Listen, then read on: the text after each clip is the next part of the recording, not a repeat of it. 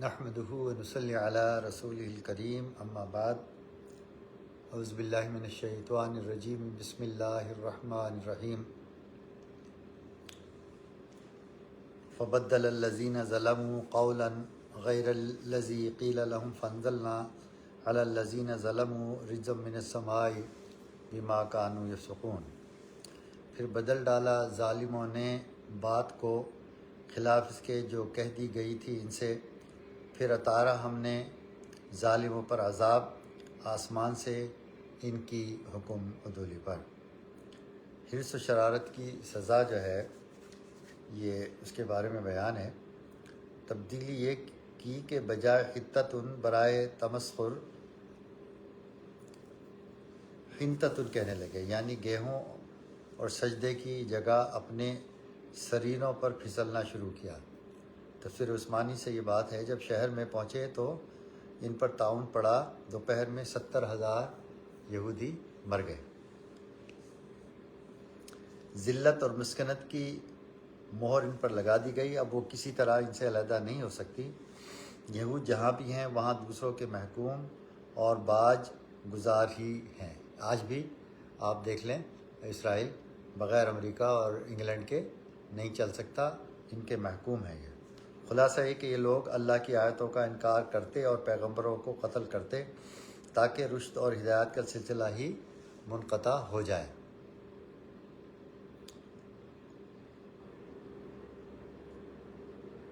اور فیض عام کا دروازہ ہی بند ہو جائے۔ اس لیے ذلت و مسکنت اور غضب الہی کا مورد بنے۔ قیامت میں سب سے زیادہ عذاب والا، یہ مسند احمد سے حدیث مبارکہ نقل کی جا رہی ہے، عبداللہ بن مسعود رضی اللہ تعالیٰ عنہ سے روایت ہے کہ رسول اللہ صلی اللہ علیہ وسلم نے ارشاد فرمایا کہ سب سے زیادہ سخت عذاب والا قیامت کے دن وہ شخص ہوگا جس کو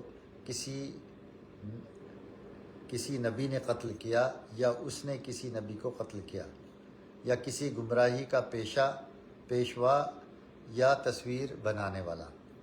جن انبیاء کو جہاد کا حکم ہوا وہ مظفر وہ منصور ہوئے۔ عبداللہ بن عباس اور حسن بصری رحمہ اللہ تعالی فرماتے ہیں، جن پیغمبروں کو حق جل شانہ نے کافروں سے جہاد اور قتال کا حکم دیا، انہی سے دشمنوں کے مقابلے پر فتح و نصرت کا وعدہ کیا۔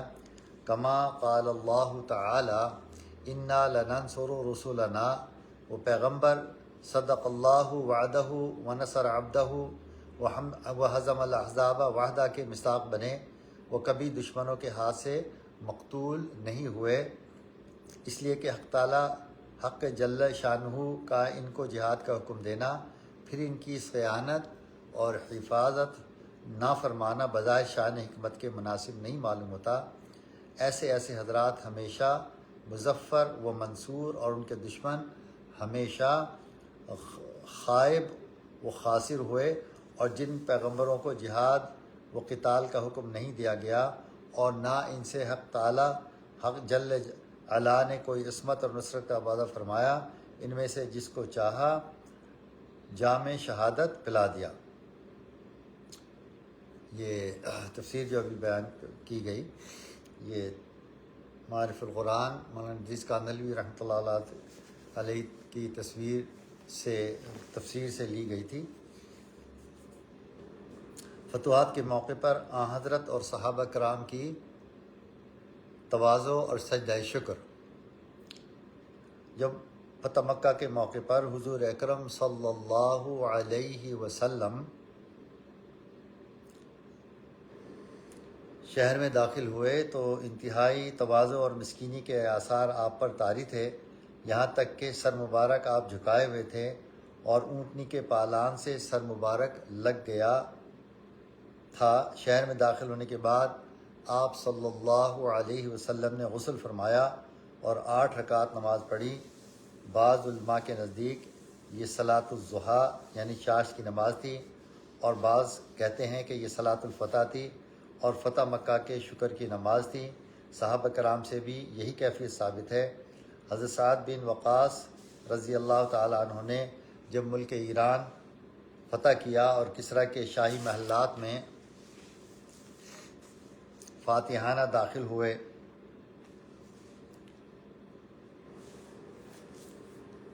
تو حضور صلی اللہ علیہ وسلم کی سنت کے موافق 8 رکعتیں نماز شکرانہ کی پڑھی۔ امام باقر امام محمد نے روایت فرمایا ہے کہ جب قبرص فتح ہوا، حضرت جبیر بن نصیر نے حضرت ابو درداء کو دیکھا کہ اکیلے بیٹھے رو رہے ہیں۔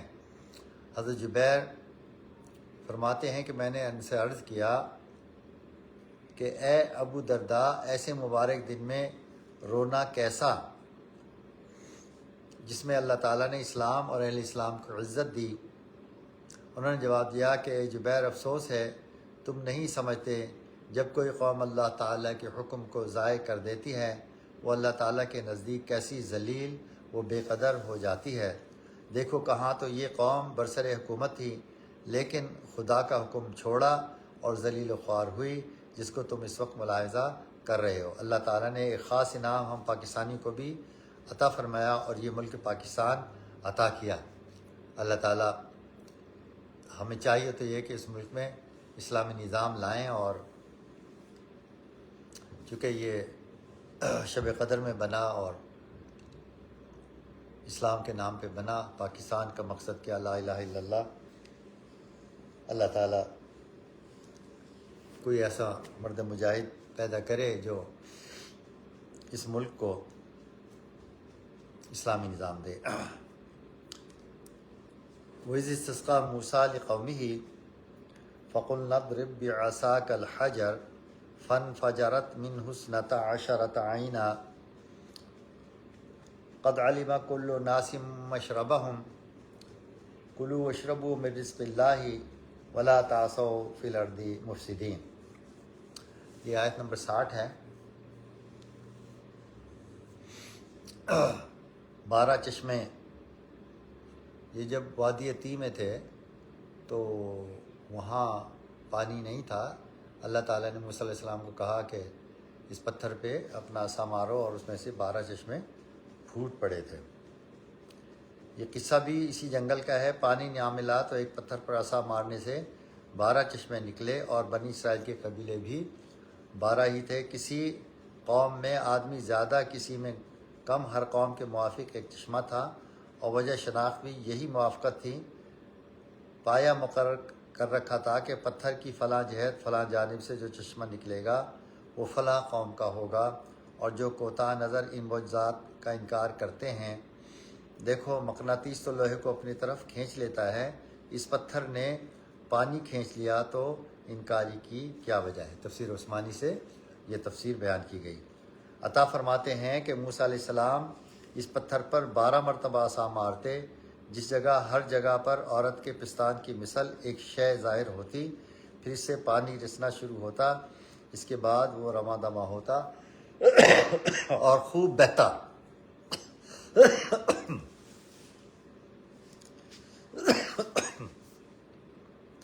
معالم التنزیل میں امام رازی رحمۃ اللہ علیہ فرماتے ہیں کہ ممکن ہے کہ جب ضرورت زیادہ ہوتی ہو اس وقت زیادہ بہتا ہو، اور جب ضرورت کم ہوتی ہو تب تھوڑا بہتا ہو۔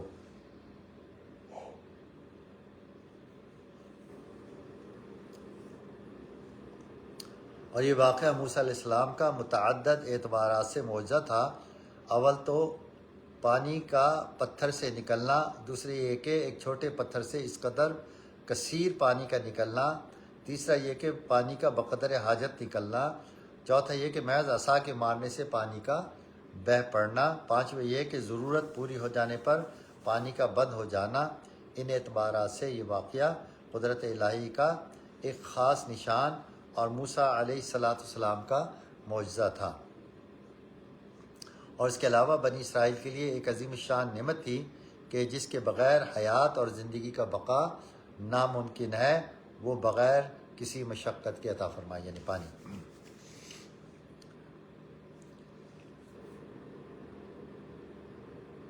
موسیٰ علیہ السلام کی دعا اور دیگر انبیاء کی دعائیں۔ موسیٰ علیہ السلام کی یہ دعا استسقاء خاص اپنی قوم کے لیے تھی، اس لیے صرف پتھر سے پانی جاری کیا گیا، بخلاف نبی اکرم صلی اللہ علیہ وسلم اور دیگر حضرات انبیاء کرام کے کہ انہوں نے خاص اپنی قوم کے لیے استسقاء کی دعا نہیں کی بلکہ تمام جہان کے لیے پانی مانگا، اس لیے آسمان سے پانی برسایا گیا اور اس باران رحمت سے مومن اور کافر، دوست اور دشمن سب ہی منتفع ہوئے۔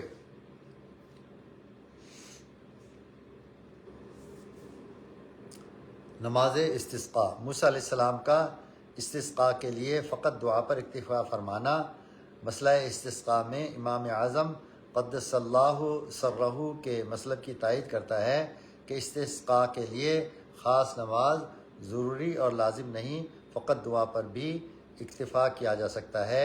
نماز استسقاء سنت ہے، واجب نہیں۔ یہ تفسیر معارف القرآن مولانا ادریس کاندھلوی رحم اللہ تعالیٰ کی تفسیر سے نقل کی گئی تھی۔ اب اگلی تفسیر جو ہے وہ معارف القرآن مفتی اعظم حضرت شفیع رحم اللہ تعالیٰ کی تفسیر معارف القرآن سے بیان کی جا رہی ہے۔ استسقاء کی اصل دعا ہی ہے۔ شریعت موسویہ میں بھی صرف دعا پر اکتفا کیا گیا، جیسا کہ امام اعظم ابو حنیفہ رحمہ اللہ تعالیٰ کا ارشاد ہے کہ استسقاء کی اصل پانی کے لیے دعا کرنا ہے۔ یہ دعا کبھی خاص نماز استسقاء کے لیے عیدگاہ کے میدان میں تشریف لے جانا اور نماز اور خطبہ اور دعا کرنا منقول ہے، اور کبھی ایسا بھی ہوا کہ بغیر کسی خاص نماز کے صرف دعا پر اکتفا کیا گیا، جیسا کہ صحیحین میں حضرت انس رضی اللہ تعالیٰ عنہ کی روایت سے منقول ہے کہ خطبہ جمعہ ہی میں آپ نے دعا فرمائی، اللہ تعالیٰ نے بارش نازل فرما دی۔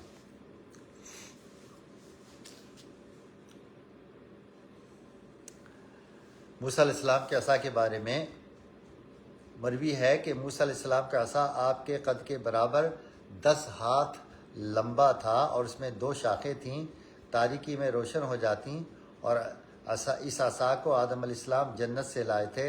حضرت آدم کے بعد انبیاء میں نسلاً بعد نسل چلا آیا، حتیٰ کہ حضرت شعیب علیہ السلام کو مرحمت فرمایا۔ حضرت شعیب علیہ السلام موسیٰ علیہ السلام کے سسر تھے اور یہ نابینا تھے، اور مجھے ان کے مزار مبارک پر حاضری کا شرف حاصل ہوا۔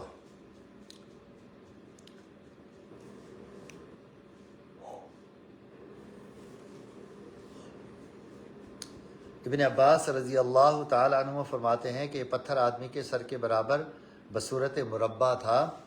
حضرت موسیٰ علیہ السلام اسے اپنے توبرے میں رکھتے تھے۔ عطا رضی اللہ تعالیٰ عنہ فرماتے ہیں کہ پتھر کے 4 گوشے تھے، ہر گوشے میں سے 3 چشمے نکلے، 12 گروہ کے لیے 12 چشمے نکل آئے۔ سعید بن جبیر رضی اللہ تعالیٰ عنہ فرماتے ہیں کہ یہ پتھر وہی تھا جس پر موسیٰ علیہ السلام نے غسل کرنے کے لیے کپڑے اتار کر رکھ دیے تھے، پھر وہ پتھر کپڑے لے بھاگا تھا اور حضرت موسیٰ علیہ السلام اس کے پیچھے دوڑے تھے، حتیٰ کہ بنی اسرائیل کی ایک جماعت پر گزر ہوا۔ انہوں نے آپ کی نسبت کہا تھا کہ انہیں ادرے کا مرد ہے، اس لیے پردے کی بہت احتیاط کرتے ہیں۔ اللہ تعالیٰ نے ان کی زبان بند کرنے کے لیے حضرت موسیٰ علیہ السلام کا بدن دکھلا دیا، اور اس وقت جبریل علیہ السلام تشریف لائے اور موسیٰ علیہ السلام سے کہا کہ حکم الہی یہ ہے کہ اس پتھر کو اٹھا لو، اس میں میری ایک قدرت اور تمہارا ایک معجزہ ظاہر ہوگا۔ آپ نے اٹھا کر اپنے توبرے میں رکھ لیا، اور اس پتھر کے بھاگنے کا قصہ بخاری اور مسلم میں مذکور ہے۔ اگلی بات جو ہے تفسیر مظہری سے نقل کی جا رہی ہے۔ عبداللہ بن حمید نے قتادہ سے روایت کیا ہے کہ وہ طور کا پتھر تھا، بنی اسرائیل اسے اپنے ساتھ رکھتے تھے۔ اس میں اختلاف ہے کہ وہ پتھر کس نوع کا تھا۔